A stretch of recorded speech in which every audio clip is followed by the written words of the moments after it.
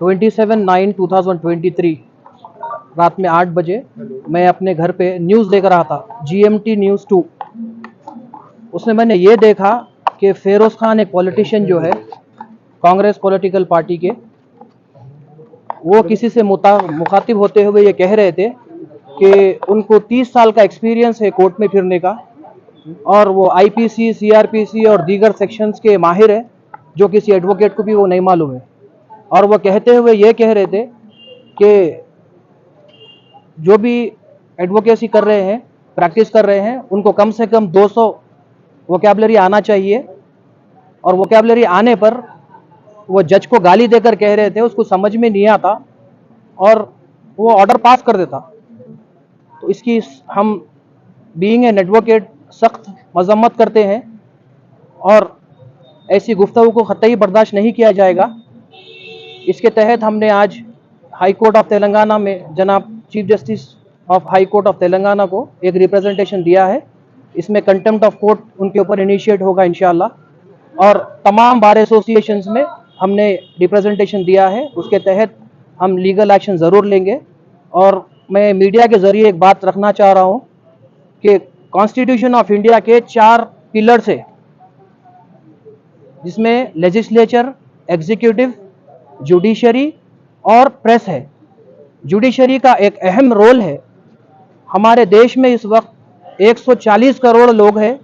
जब भी कोई मासूम पे कोई जुल्म होता है तो वो एक बात कहता है कि कोर्ट हमारे लिए है, इंसाफ के लिए, और वो कोर्ट को आता है।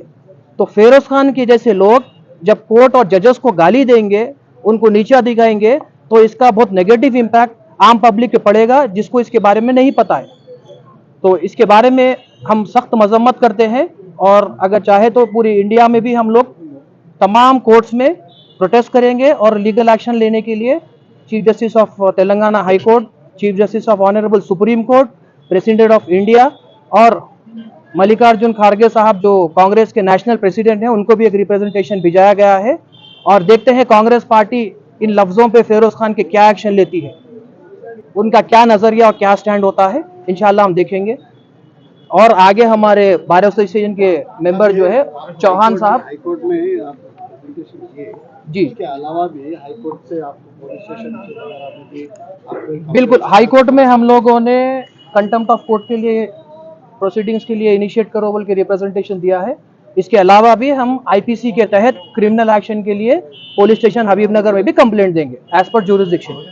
आगे हमारे फेरोज खान अपनी जबान से लोगों में जाने जाते हैं, तो ऐसे आदमी को टिकट कांग्रेस पार्टी से टिकट देना या कोई और पार्टी से टिकट देना, इसके खिलाफ आप क्या बोलेंगे? देखिए, किसी भी इंसान की जबान से उसकी आइडेंटिटी, उसकी पहचान होती है, उसकी सोच क्या है। अगर जिसकी सोच जैसी है वो ऐसी जबान रखेगा। अगर आप रेस्पेक्ट नहीं कर सकते जजेस और जुडिशरी की, तो आपको इस देश में रहने का कोई हक नहीं है। और आगे इसके बारे में हमारे बार एसोसिएशन के मेंबर जनाब चौहान साहब भी वो करेंगे इंशाल्लाह। हाईकोर्ट से बिल्कुल उसमें नोटिस दिया जाएगा इलेक्शन कमीशन। నా పేరు కిషన్ రాజ్ చౌహాన్, నేను బార్ అసోసియేషన్ మెంబర్ని, జాయింట్ సెక్రటరీని, బార్ అసోసియేషన్ మెంబర్ని. ఏదైతే మన ఫిరోజ్ ఖాన్ గారు మాట్లాడారో జ్యుడిషియరీ గురించి, అది ఆ విషయం గురించి మేము అందరము బార్ అసోసియేషన్ తరపు నుంచి అడ్వకేట్లం అందరము ఖండిస్తున్నాము. ఎందుకంటే ఇలాంటి స్టేట్మెంట్ ఇవ్వడము, ఒక రాజ్యాంగ పరంగా ఆయన ఎమ్మెల్యే కంటెస్టెంట్ క్యాండిడేట్, ఆ కంటెస్టెంట్ క్యాండిడేట్ ఇలాంటి స్టేట్మెంట్ వాడితే సప్త సమాజానికి ఎలాంటి స్టేట్మెంట్ ఇస్తుండే ఆయన కొంచెం అర్థం చేసుకోవాలి. ఇలాంటి వ్యక్తులకు ఫస్ట్ ఆఫ్ ఆల్ లాంగ్వేజ్ బాగున్న వాళ్ళకే ఎమ్మెల్యే టికెట్ ఇవ్వాలి.